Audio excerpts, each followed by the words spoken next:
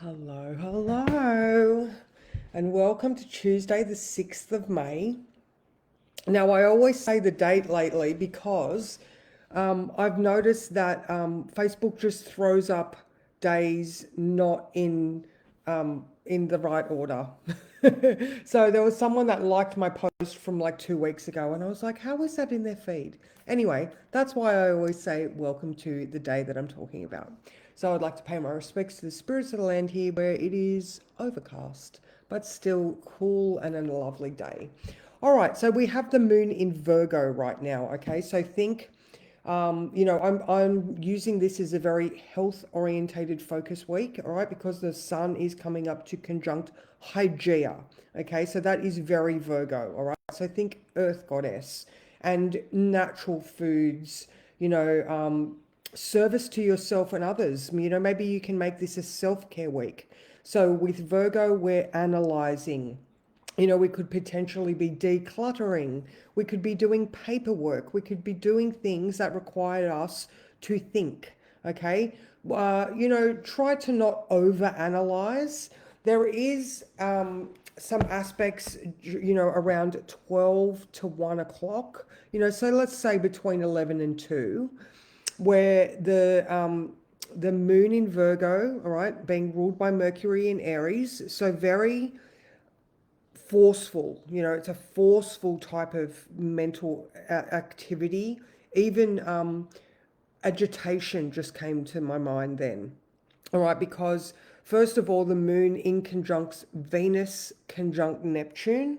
All right, so there could be some strong feelings that are making you unsettled, which then make you want to escape. All right, so watch for those escapist tendencies or getting overwhelmed or anxiety, because we've got that moon like in that thinky space and Venus is like, ugh.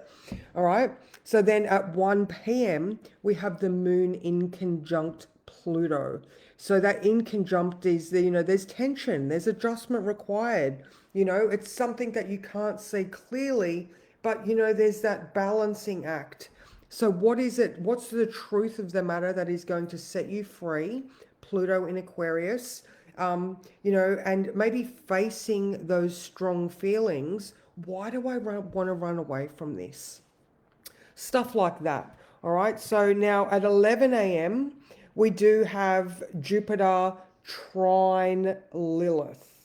All right. So that could look like, so heading into that in conjunct, maybe the wisdom to know that it's more about being smart with the way that you are talking to people. Because Lilith just wants to be like, no, I'm not going to do what you say because I am equal. All right, I am being me, and I'm not going to adjust myself for you because you have a problem. All right, so she's currently in Libra. She's in and out of Scorpio and Libra quite a bit at the moment. So Jupiter in Gemini, which has got way too many thoughts, although it is offering some wisdom, all right? So, but we really need to go back to the moon and analyze those thoughts, okay? Because, if we are having strong feelings and escapist tendencies, we might just say, and maybe that's not the right way to address these things, because that in conjunct might be quite erratic if we do tell people what we're savagely feeling at around that 11 o'clock mark. So yeah, there's some forethought needed. All right, now Venus is also coming into a sextile with Pluto, which is exact tomorrow morning at 7 a.m. So these are giving us opportunities for positive relationship. So if you sort of put all of those things together, the fact that we can sort of, have the wisdom and analyze our feelings so that we don't just say the savage things we want to. We can identify the tension and make the adjustments required. All right. So all of that while the moon is in Virgo and, the Hygeia stuff. What's better for us? Like what is going to be healthy for us? All right. So is it about, you know, Are we feeling like we're in servitude to others? Is this some sort of personal sacrifice? Or are you saying, I need to fill my cup first so that I can then serve you willingly? And with me feeling like I am satisfied, nourished, and up to the whole, let me give you some of my energy to help you out. All right. So I feel like that was a very big blip. Yep, 5 minutes. Let's see who's here. Hello, Sean. Hello, Deb. Hi, Heather. How are you? Hello, Alicia. So nice to see you all. So yeah, let's have a look at the words for today. All right. So following on from yesterday, maybe today is the day where you make calls that you need to address. Okay, especially if they are those health orientated ones. All right. It could be as simple as paying attention to what you're actually eating. All right. Virgo loves a good plant-based clean diet, okay, because she is the grain goddess, the goddess that is Virgo's sign. So maybe ask yourself, are you eating enough or too much?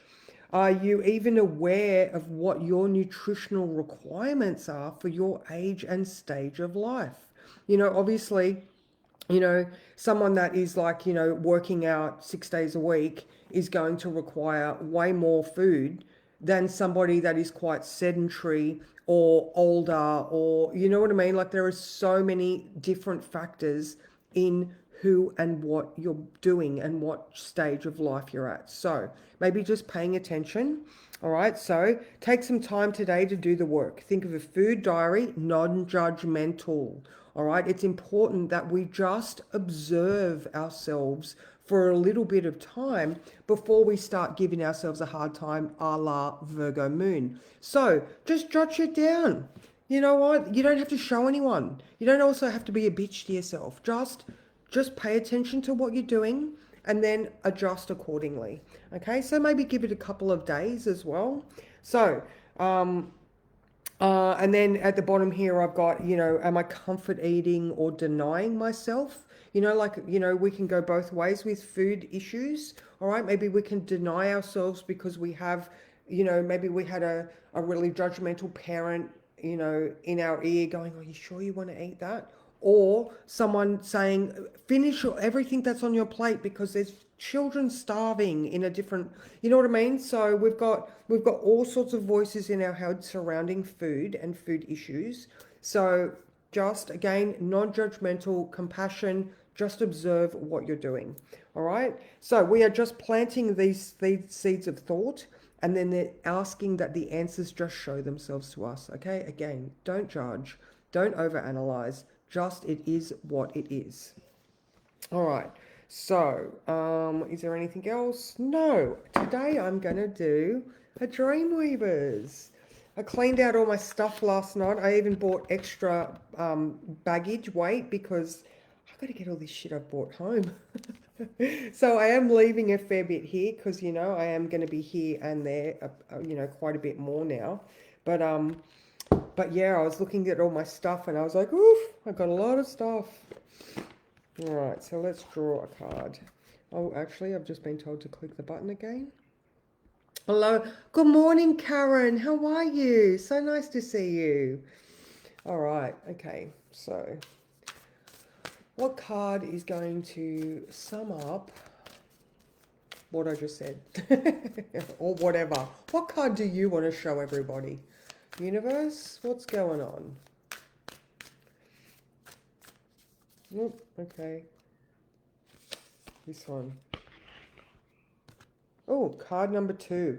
Let the fire dragon sleep.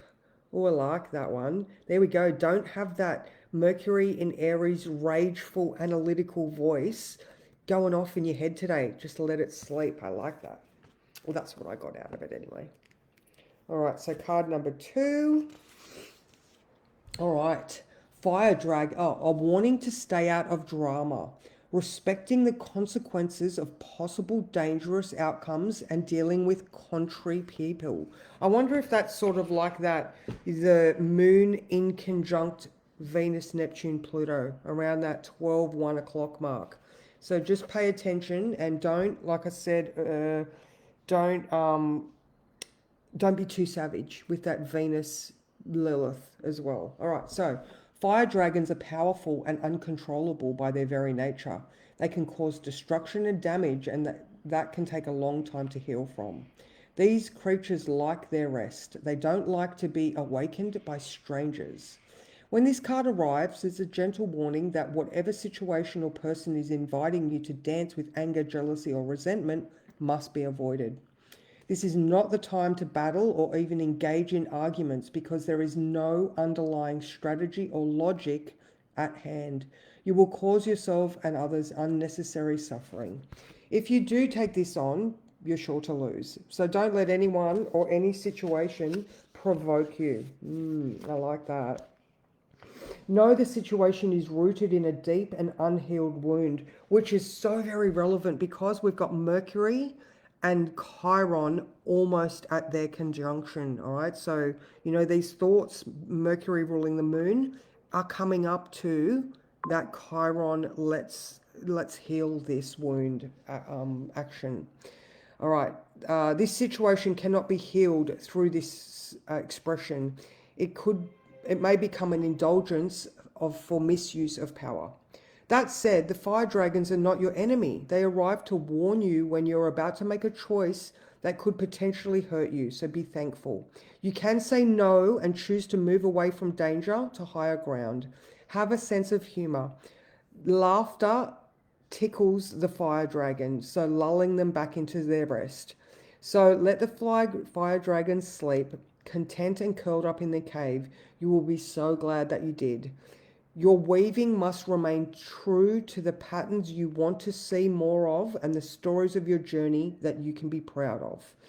If you keep an eye on the road of your destiny and your eyes on the prize, holding space for your unique gifts, your lights will become a beacon of hope for all of us. So there you go.